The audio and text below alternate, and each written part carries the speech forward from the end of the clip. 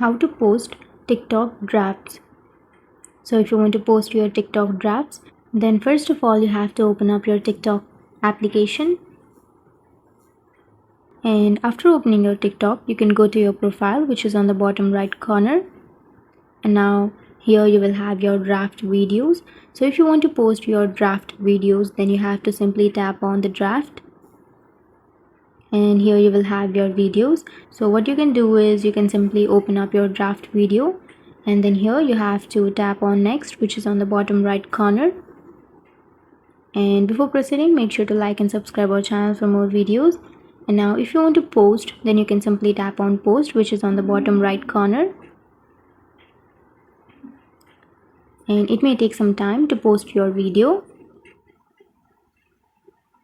And that's it. That's how you post your TikTok drafts.